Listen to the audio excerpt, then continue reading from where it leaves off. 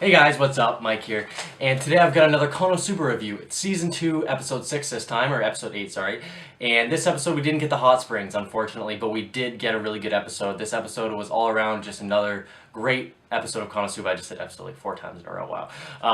No, this was a really good episode, just like every other one this season's been. And I really like the way that the direction of this show is taking. I mean, even though it is a comedy, and it doesn't really follow the story as much as I would like it to, that's the only thing I could really say wrong about this episode, is that it doesn't really follow the whole story of the main goal of the story is, finding the Demon King commanders or whatever. But I can't really complain about that because this is a comedy and it's not really story based. It's more just, filler stuff. What I wouldn't call it filler, but just like fun stuff that doesn't really have a lot of meaning in the story that just makes you laugh and have a good time. And that's why I like Konosuba. So either way, let's get into the review today, guys.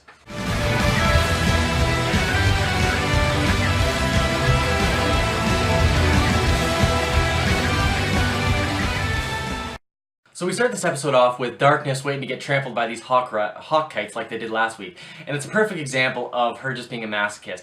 No matter how the situation turns, she just finds a way to enjoy it in her own, kind of weird, perverted way. And it really does make her character super funny. I love her character in all aspects of it. And it's really hard for me to actually hate characters of this show.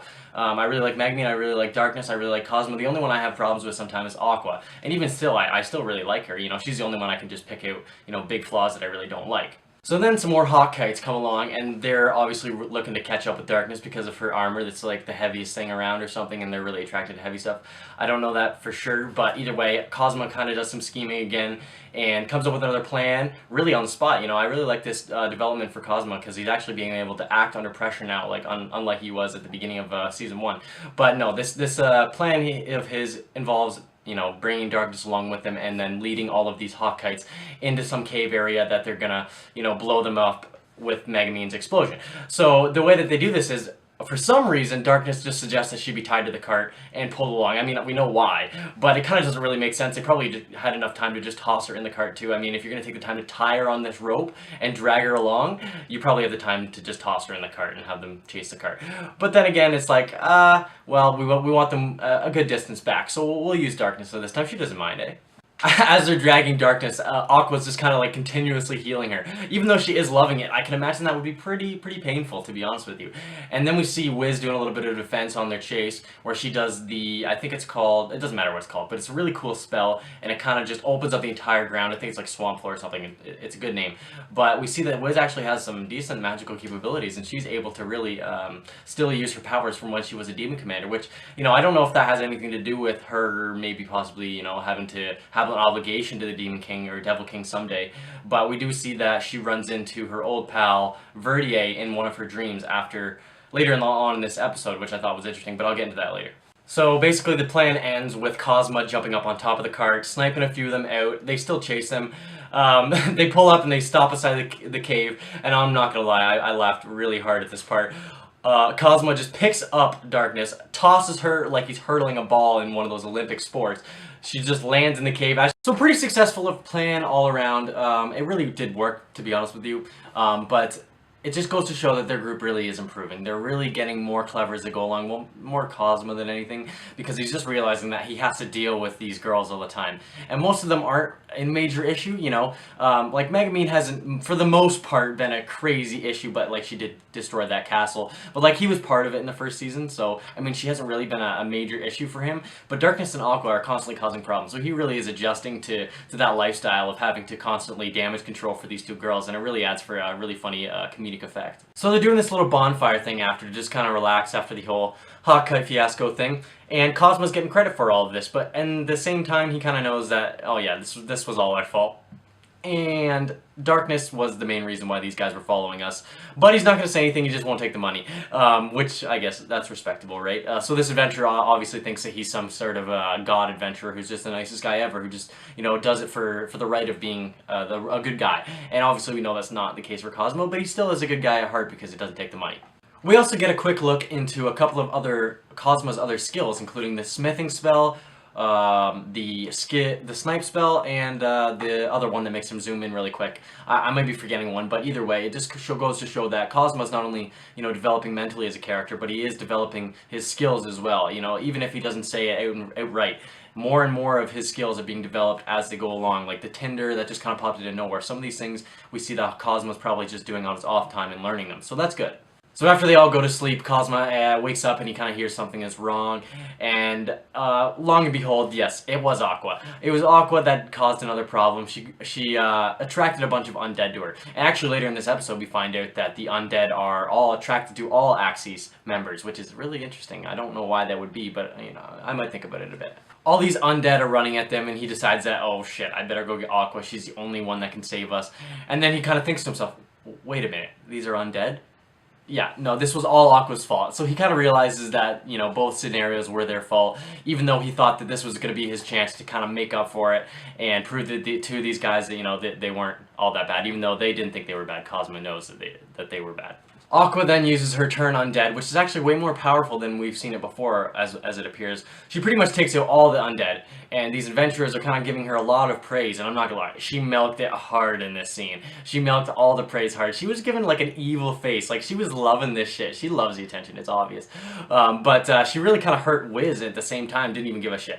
Another thing about Wiz though, when she was hurt, she kind of had this dream that we see later in the episode, and we see another reference back to like another thing that involves her with the Devil King, and I know that she's a commander or whatever, but like we've been given the impression that she's kind of moved on from that, especially the way that she was just kind of tossed into the story into the first season. So I am a little bit suspicious about her, to be honest with you. Also, poor Union, she's still waiting for Megumin to come home. I actually do feel bad for her. Like, it's funny, but I feel bad for her. She's nice. She just wants some friends, right? Fast forward to the next day after this another incident that they caused, you know, again. And they're going to the Arcanretia, sorry. Fast forward another day, and they're all done their plans or whatever. They're all done. They're messing shit up. And they're going on to the hot springs, which we don't actually get to see in this episode, as I said earlier. But we do get to see the town that the hot springs are in, and it's called Arcanretia, I think. But I'm not gonna lie, it was really nice. It looked really good. The animation for this part of the thing is really good. I like the animation for water, to be honest with you. And they just seem to make it look so good in this show. But they go and find out that this town is kind of just for healing, and it's also the home of Axis Church that Aqua has blessed. It is Aqua's church, so everyone there is kind of like a devout follower to Axis, and they're all kind of following her religion and praising her. The thing about the locals is they're a little bit more than just religious. They're completely like crazy, like cultist. Like, you know, try to, you know, bring everybody in that we can to make our stuff better. And if you don't like it, you're crazy. Like, our cult is the only good thing in the world, and they're using all these different tactics to try to get these locals that they've never even met before to join their clan just because, or cult, because they've joined the city. I mean, it's kind of crazy, and it is interesting to think about. Why do all these guys want so badly for everyone to join? Like, they may just be devoutly religious, but is there someone like the leader of this cult maybe that's kind of just forcing all of these people to do this, or even brainwashing them? It'd be interesting to find out, to be honest with you. Especially with seeing the little kid at the end, and you wouldn't expect a little kid to be just so crazy about a religion. They wouldn't even know anything about religion. They would just follow what their parents would do. So they wouldn't really kind of get this personally want to convert Cosmo. So I think there is maybe something else behind it, but it may be just for comedic effect, to be honest with you, because that part was really funny. So I will go back to the Wiz thing for a second here, because we see Cosmo and Darkness right at her bedside while they're talking about stuff, and Wiz kind of just wakes up after saying that she had a dream and where she saw Verdier across the lake or something. So it seems like she was actually pretty close to death maybe, and she was seeing like one of her old commanders. But I don't really know what to say about that. Again, I am kind of suspicious about Wiz. But then Darkness and Cosmo decide to leave and go into the town to kind of look around and stuff.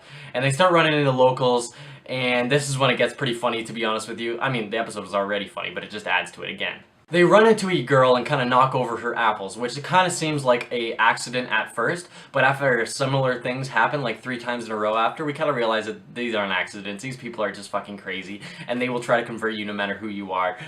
So this girl, you know, is really grateful for Cosmo asking or picking up her apples and everything. But then all of a sudden when Cosmo realizes that she's crazy, and one of these Axis cult members, he kind of just tries to walk away, and she grabs him, does a stiff arm, and friggin' says she's a psychic and she can see his future, and if she doesn't, or if he doesn't join, then he's gonna be like having a devastating thing happen to him in the future. And again, with the lady and the big guy that was chasing the girl, and said that he was part of the Eris Church and she was part of the Axis Church, and the only way that Cosmo could save the girl from being attacked by this guy was if he joined the Aqua or the Axis Church. So, I mean, these guys are crazy, but it is funny. The only way to actually get these crazy locals to actually back off is when Darkness pulls out her Eris chain. And I don't understand why all these people would hate the Eris religion so much. And I get it that, you know, when you're part of religion, you think that that's the only right thing in the world. You think that all other religions are not right because your one is right, obviously. But that's not enough reason to, like, spit when you hear the name of another religion, you know? I feel like these guys have some sort of reason for hating the Eris culture, axis, or whatever, I don't know.